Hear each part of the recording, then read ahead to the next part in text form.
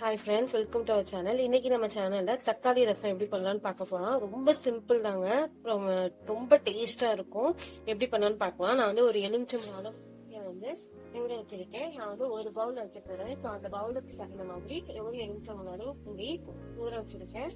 Next வந்துட்டு நான் 2 தக்காளி எடுத்திருக்கேன். அதுல ஒரு தக்காளி வந்து இந்த மாதிரி கையில பசஞ்சிட்டு ஒரு தக்காளியை இந்த மாதிரி அரைச்சு எடுத்திருக்கேன். அதோட வந்துட்டு உப்பு, மஞ்சத்தூள் ஆட் பண்ணிருக்கேன். ஓகேங்களா?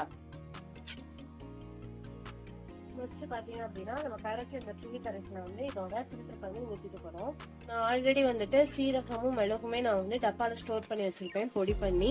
அதுல நான் வந்து சீரகம் வந்துட்டு டப்பால ஸ்டோர் பண்ணி வச்சிருப்பேன். அதுல வந்துட்டு ஒரு டேபிள் ஸ்பூன் வந்து சீரகமும் 2 டேபிள் ஸ்பூன் வந்து நான் மிளகும் ஆட் பண்ணிருக்கேன்.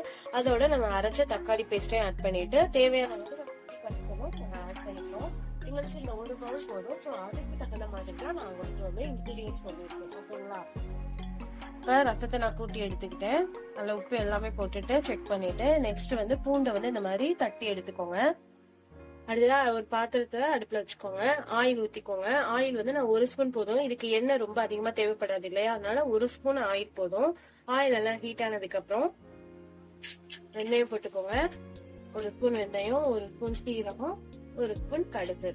ஓகேங்களா? அதெல்லாம் நல்லா வெடிச்சதுக்கு அப்புறம் நெக்ஸ்ட் கருவேப்பிலை, அடுத்தது நம்ம தட்டி வச்சிருந்த பூண்டு போட்டு நல்லா இப்ப வந்து வதக்கிக்கலாம். நெக்ஸ்ட் ஒரு வரமிளகாய் போட்டு நல்லா வதக்கிடுங்க. வதக்கிட்டு ஒரு ஸ்பூன் வந்து பெருங்காயத்தூளும் ஆட் பண்ணி வதக்கி விடுங்க. அப்புறம் நம்ம வச்சிருந்த புளிக்கரைசலையும் இதோட சேர்த்து ஆட் பண்ணிட்டோம். எப்பவுமே நம்ம வந்து ரசம் வைக்கும் போது சின்ன அந்த சவுண்ட் இருக்கணும். அப்பதான் வந்துட்டு அது வந்து நல்லா ஹீட்டா இருக்கு அப்படின்னு சொல்லி நம்ம வந்து செய்யணும். ஓகேங்களா?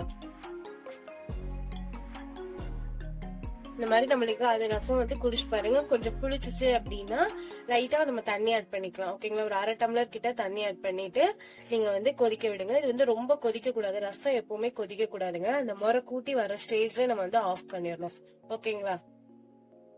இப்ப பாருங்க, இந்த ஸ்டேஜ் தான். நல்லா முறை கூட்டி பாருங்க, எவ்வளவு கலர்ஃபுல்லா இருக்கு தக்காளி ரசம். கண்டிப்பா வீட்டுல ட்ரை பண்ணுங்க, உங்களுக்கு கண்டிப்பா பிடிக்கும். இப்ப இதை வந்து ஆஃப் பண்ணிட்டு நம்ம வந்து ஒரு பவுல்ல டிரான்ஸ்ஃபர் பண்ணிடலாம். டேஸ்டியான தக்காளி ரசம் ரெடி ஆயிடுச்சு. கண்டிப்பா வீட்டுல நீங்க ட்ரை பண்ணுங்க, கண்டிப்பா பிடிக்கும். பிடிச்சிருந்தா லைக் பண்ணுங்க, கமெண்ட் பண்ணுங்க. எங்க சேனலுக்கு மறக்காம சப்ஸ்கிரைப் பண்ணுங்க. தேங்க்யூ. அம்மா.